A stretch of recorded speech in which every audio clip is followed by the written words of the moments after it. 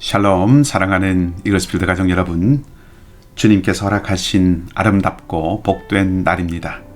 선하신 주님의 손길이 여러분 모두와 함께 하시기를 빕니다. 2023년 7월 6일 목요일입니다. 함께 나눌 하나님의 말씀은 예레미야 1장 1절에서 10절까지 말씀입니다.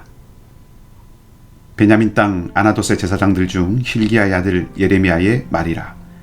아몬의 아들 유다왕 요시야가 다스린 지 13년에 여호와의 말씀이 예레미야에게 임하였고, 요시야의 아들 유다의 왕 여호야김 시대부터 요시야의 아들 유다왕 시드기야의 11년 말까지 곧 5월에 예루살렘이 사로잡혀 가기까지 임하니라.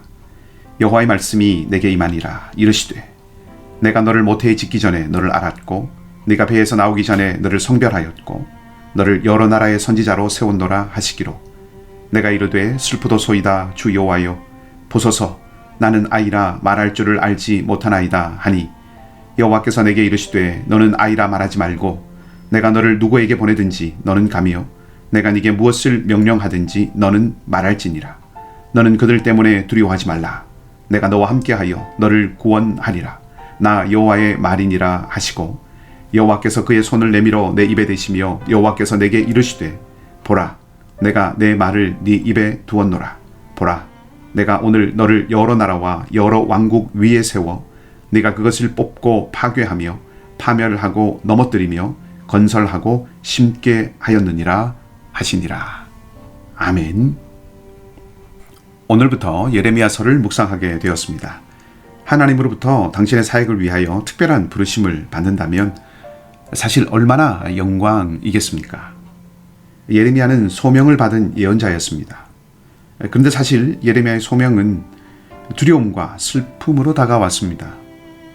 이사야는 성전에 가득한 하나님의 영광을 경험하였지요. 에스겔은 환상 가운데 회복될 예루살렘을 보았습니다. 그런데 예레미야는 맡은 말씀이 심판이고 멸망이었고, 삶이 고달픔과 박해였고, 예언하였던 그 비극을 자신의 눈으로 친히 목도해야 했던 참 그런 삶을 살았던 예언자였습니다. 그래서 우리가 예레미야를 소위 눈물의 선지자라고 하지요. 전반적으로 예레미야서를 묵상해가는 과정은 조금 힘들고 어렵고 마음이 무거운 날들이 많을 수도 있을 것 같습니다. 한 민족의 멸망에 대한 이야기여서일 뿐만 아니라 그 안에 녹아있는 하나님의 아픔과 또 예언자의 탄식이 느껴지기 때문입니다. 사실 탄식이 사라져가는, 탄식을 멀리하는 시대에 우리는 살고 있습니다. 부와 성공이 미덕이 되고 성취가 자랑이 되고 쟁취가 용기가 되는 시대를 살고 있는 것이죠. 공평과 정의, 사랑과 수고는 패배자의 언어이거나 반체제적인 사람들의 전유물처럼 생각되는 시대입니다. 당장에 먹고 사는 일이 급하고 중요하기 때문에 성공과 안정이 현실적인 목표가 되어야 하기 때문에 정말로 하나님과 우리 사이의 관계가 어떠해야 하는지, 하나님은 이 땅과 이 세대와 우리의 삶의 어떤 부분에 관심을 기울이고 계신지, 하나님의 마음은 어디에 있는지 진지하게 묻는 것을 사실은 주저하는 시대가 되었기 때문이죠. 이런 시절에 예레미야서를 한 달락씩 묵상해 간다는 것은 우리 각 사람들에게 아주 큰 도전일 것이고, 진지하게 말씀 앞에 우리를 세워가 본다면 또 도리어 놀라운 경험을 할 수 있는 기회가 될 것입니다.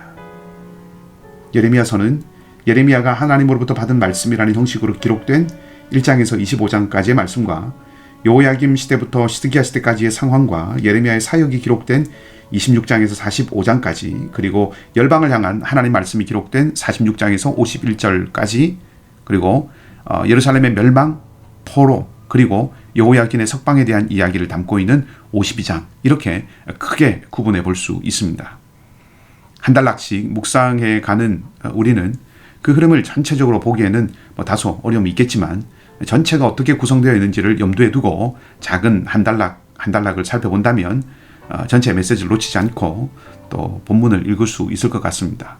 전에 하였던 묵상 본문 미리 맛보기를 다시 한번 들어보시거나 또 살펴보시면 도움이 되리라고 생각을 합니다. 자, 오늘은 한 가지만 말씀을 드리고자 합니다. 우리는 삶이 힘겨울수록 위축되고 내가 잘 살고 있는 것일까, 그런 생각을 하면서 자신 없어 하는 경우가 많습니다. 소위 성공한 사람들의 자신감 가득한 이야기를 듣는다면 부정적이거나 소극적인 말을 입에 달고 사는 사람들이 한심스럽게 보이기도 하죠. 하지만 진지하게 한번 생각해 볼 수 있을 것 같습니다. 하나님을 믿는다는 것이 무엇이든지 할 수 있다는 자신감에 가득 차는 것이고, 그래야 승리하는 삶인가 하는 것이죠. 그 부분을 한번 생각해 보자 하는 것입니다. 본문은 이렇게 말하고 있습니다. 여호와의 말씀이 내게 임하니라. 이르시되 내가 너를 모태에 짓기 전에 너를 알았고 내가 배에서 나오기 전에 너를 성별하였고 너를 여러 나라의 선지자로 세웠노라 하시기로 내가 이르되 슬프도소이다 주 여호와여 보소서 나는 아이라 말할 줄을 알지 못하나이다 하니. 오늘 우리는 예레미야의 소명을 보도하는 이 본문에서 예레미야는 하나님의 부르심 앞에서 두려워 떨고 있다는 것을 볼 수 있습니다. 하나님이 크고 위대하신 분이시기에 경외하는 마음에 떠는 것이 아니라 전해야 할 소식의 참담함 앞에서 사명을 감당할 수 없을 것 같은 두려움, 그것이 본문에 들어있는 슬프도소이다 라고 하는 말에 들어있는 의미입니다. 이 말은 사실 구약에서 여러 곳에서 나온 말이지요. 두려움과 막막함을 나타내는 말입니다. 예를 들면 전에 묵상본문 맛보기에서도 말씀을 드렸듯이 전쟁에서 이기고 돌아오는 사사 입다가 자신을 처음 맞이하는 이를 제물로 바치기로 서원을 하였는데, 공교롭게도 입다를 처음 맞이하러 나온 사람은 사랑하는 자신의 딸이었습니다. 그때 그 딸을 보면서 외쳤던 말이 지금 예레미야의 입에서 나온 슬프다 하는 말입니다. 한마디로 당혹과 슬픔, 탄식 이런 것을 반영하는 말이지요. 진지하게 생각해 볼 수 있습니다. 앞으로 우리가 지속적으로 살펴보겠지만 예레미야가 그의 사역을 끝까지 감당할 수 있었던 것은 스스로 정한 어떤 비전이나 내적인 확신이나 자신감이나 앞날에 대한 꿈이 아니라 오직 예레미야를 부르신 하나님만이 예레미야로 하여금 사역을 끝까지 감당할 수 있게 하시는 원천이 되셨다는 것입니다. 우리가 확인하고 있는 바이지 않습니까? 사명을 받고 성령께서 주시는 마음을 받아서 주님의 손과 발이 되어서 일하려고 하면 그때마다 우리는 절망하곤 합니다. 우리가 얼마나 연약하고 모자라는 사람인지 아는 것이죠. 내 못난 모습이 어쩌면 그렇게 바뀌지 않고 내 안의 죄성과 쓴 뿌리는 어찌 그리 질긴지, 얼마나 강한지 탄식할 수밖에 없다는 것이죠. 모세를 부르셨을 때도 모세는 두려워하고 주저하였습니다.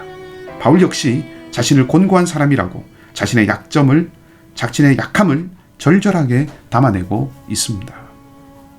예레미야를 부르신 것은 전적인 하나님의 선택이었습니다. 그가 지어지기도 전에 하나님은 이미 그를 구별하셨습니다. 영광스럽지만 그가 선포해야 할 메시지는 두렵고 감당하기 힘든 것이기도 했습니다. 좀처럼 자신감을 가지지 못하는, 좀처럼 자신감을 가지기 어려운 메시지였습니다.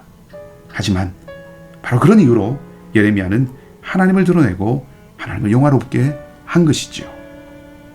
보화를 담은 질그릇처럼 부족하다고 고백하는 이들을 통해서 하나님은 일하시는 것입니다.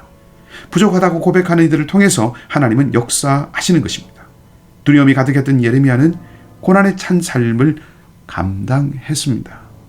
자신이 부족하다고 절감하고 하나님 앞에서 두려워하는 자를, 그러나 하나님 앞에서 도망치지 않는 자들을 통해서 하나님은 일하시기 때문이죠. 여호와께서 내게 이르시되 너는 아이라 말하지 말고 내가 너를 누구에게 보내든지 너는 가며 내가 네게 무엇을 명령하든지 너는 말할지니라. 너는 그들 때문에 두려워하지 말라. 내가 너와 함께하여 너를 구원하리라.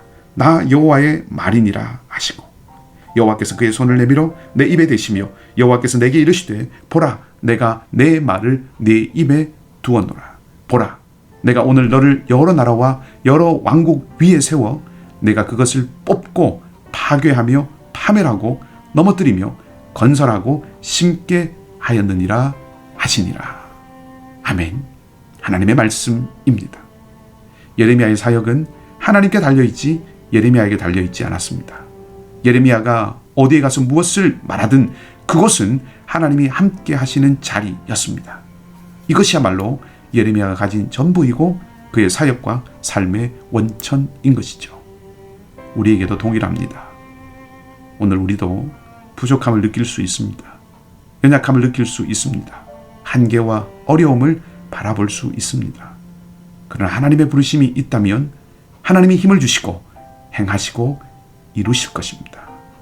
보내시는 곳 어디에나 하나님이 함께 하심을 믿고 세우신 곳 어디나 하나님께서 곁이 되심을 확신하고 오늘도 믿음으로 담대하게 행하는 저와 여러분 우리 모두가 되어서 마침내 하나님의 아름다운 뜻을 이루어내고 성취하는 그 영광의 자리에 서게 되는 은혜가 있기를 주님의 이름으로 간절히 축복합니다. 함께 기도하겠습니다. 아버지 하나님, 속도에 매몰된 우리의 삶 속에서 어울리고 동행하고 함께하는 법을 배울 수 있게 하시고 조급함이 아니라 충실함을 늘 생각할 수 있는 우리가 되게 하여 주시옵소서. 광야의 삶 속에서 구비되게 하신 하나님, 저 하나님 나라를 향해 가는 우리의 여정도 날마다 구비되어가는 삶이 되게 하시고 연약함이 우리의 발목을 잡고 움츠려들게 하고 숨어들게 하는 것이 아니라 자라가고 넓어져가며 깊어져가는 관문이 되게 하여 주시옵소서. 우리를 위해서 기꺼이 낮아지신 주님을 기억하며 그 주님의 내어주심의 삶을 우리도 감히 꿈꾸며 살아가는 시간들이 되게 하여 주시옵소서. 우리 중에 눈물을 훔쳐야 하고 돌아서서 한숨을 내쉬어야 하며 치미는 의분을 삼키며 참아야 하는 삶의 굴곡 가운데 있는 사랑하는 형제 자매들을 기억하여 주시고 위로하여 주시며 소망을 주시고 시편의 기자가 고백하였듯이 공의와 화평이 입맞추는 샬롬의 날들을 허락하여 주시옵소서. 연약한 우리 성도들을 위해서 기도합니다. 육신이 약하고 마음이 상하고 삶이 고달픈 이들을 기억하여 주시옵소서. 투병하는 그 자리에서 주님이 곁이 되어 주시고 능력과 위로의 하나님께서 소망이 되시고 인도자가 되어 주시옵소서. 그렇게 하실 주님을 믿고 소망하오며 사랑하는 우리 성도들과 오늘도 함께 하실 우리 주님 예수 그리스도 이름으로 기도하옵나이다. 아멘. 말씀을 기억하시고 기도하시고요. 오늘도 믿음으로 살아가는 복된 하루가 되시기를 주님의 이름으로 축복합니다.